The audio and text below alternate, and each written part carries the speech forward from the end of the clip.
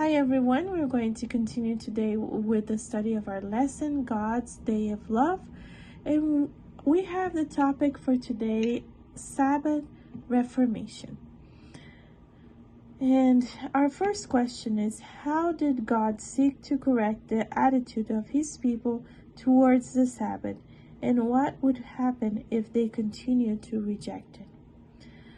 We're going to read this time in Jeremiah chapter 17, verses 24 and 27.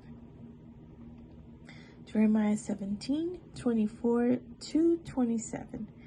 And it shall come to pass, if ye diligently hearken unto me, saith the Lord, to bring in no burden through the gates of the city on the Sabbath day, but hallow the Sabbath day, to do no work therein, then shall there enter into the gates of this city kings and princes, sitting upon the throne of David, riding in chariots and in horses, they and their princes, the men of Judah, and the inhabitants of Jerusalem, and this city shall remain forever.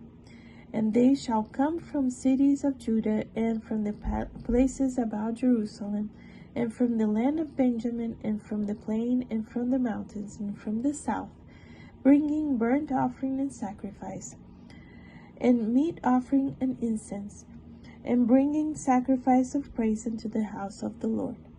But if ye will not hearken unto me, to hallow the Sabbath, and not to bear a burden, even entering in at the gate of Jerusalem on the Sabbath day, then will I kindle a fire in the gates thereof, and it shall devour the palaces of Jerusalem, and it shall not be quenched. So here we see that in the time of Jeremiah, the people they were just coming back to Jerusalem and restoring the city, and they were in danger of not honoring the Sabbath day as they had been taught before.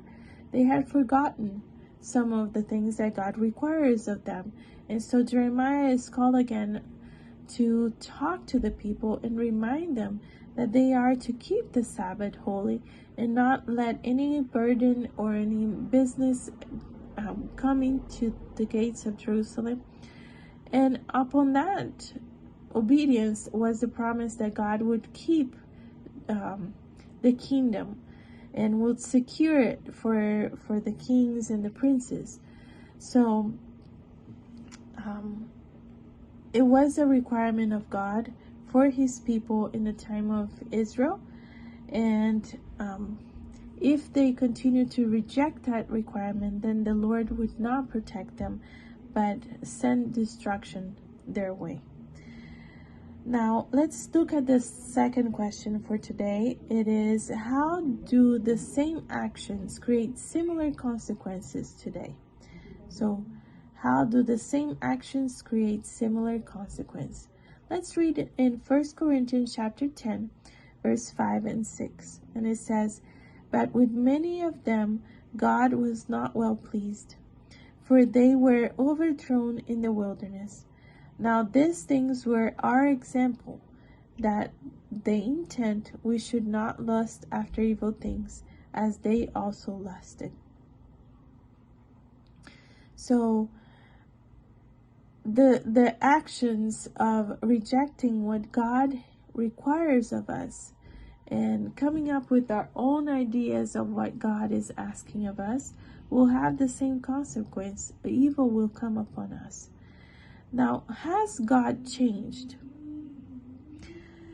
Malachi chapter 3 verse 6 says, "For I am the Lord, I change not. Therefore ye sons of Jacob are not consumed." And Hebrews 13 verse 8 says, "Jesus Christ the same yesterday and today and forever."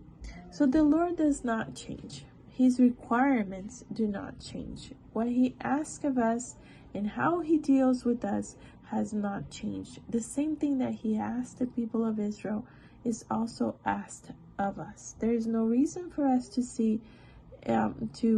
think any differently.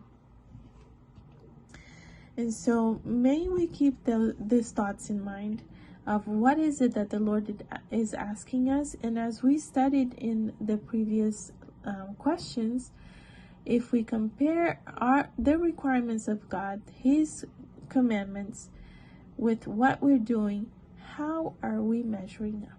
Are we keeping all of the commandments of the Lord? Let's examine ourselves.